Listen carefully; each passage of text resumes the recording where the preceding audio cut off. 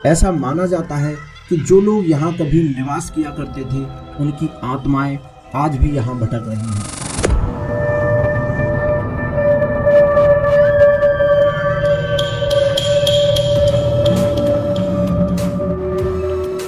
इस सुंदर शहर को वीराने में तब्दील होने के पीछे कई कहानियां हैं। इनमें से जो सबसे ज्यादा प्रचलित है वो है राजकुमारी रत्नावती और एक तांत्रिक की कहानी।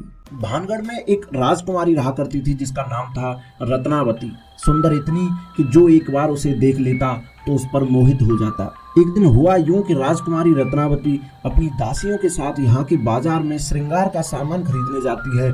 तभी सिंगिया खेड़ा नाम की एक तांत्रिक की नजर राजकुमारी पर पड़ती है और वो देखते ही राजकुमारी पर मोहित हो जाता है और उसके अंदर राजकुमारी को पाने की कामेच्छा जागृत हो जाती है।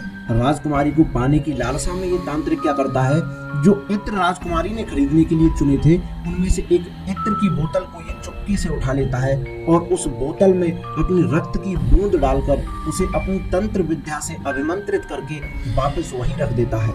राजकुमारी अन्य खरीदी हुई श्रृंगार की वस्तुओं के साथ उस बोतल को भी अपने साथ महल ले आती है। राजकुमारी को भी इस तरह की तंत्र विद्या का ज्ञान था, तो जब राजकुमारी उस इत्र की बोतल को खोलती है तो उसकी गंध से उसे कुछ अजीब सा महसूस होता है। जब वो इस बारे में अपनी दासी को बताती है तो दासी उससे कहती है कि उसने बाजार में सिंगिया खेड़ा को देखा था।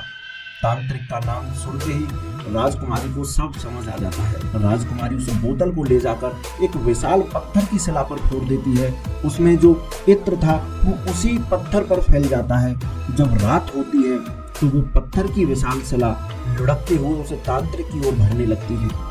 दरअसल उस तांत्रिक ने उस इत्र को ऐसे अभिमंत्रित कर दिया था कि जो भी उस इत्र को अपने ऊपर छिड़केगा वो अपने आप ही सम्मोहित होकर उस तांत्रिक के पास पहुंच जाएगा।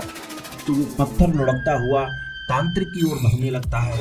तांत्रिक उस समय अपनी तंत्र मंत्र की साधना में लीन था। पत्थर लुढ़कते लुढ़कते उस तांत्रिक के सीने पर जा चढ़ा, जिससे तांत्रिक की वहीं मौत हो गई।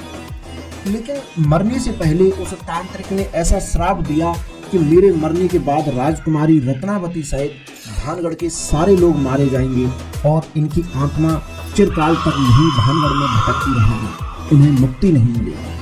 हुआ भी कुछ ऐसा ही। कुछ समय बाद पास के ही राज्य अजबगढ़ ने भानगढ़ पर हमला कर दिया। यहाँ के सारी प्रजा को मौत के घाट उतार दिया। महिलाओं के साथ दुष्कर्म किए, घरों को उजाड़ दिया, आग लगा दी और इस तरह एक ही रात में भानगढ़, जो कभी एक सुंदर शहर हुआ करता था, एक वीराने में तब्दील हो गया, जहाँ आज भी वहाँ के निवासियों की आत्माएं भटक रही हैं।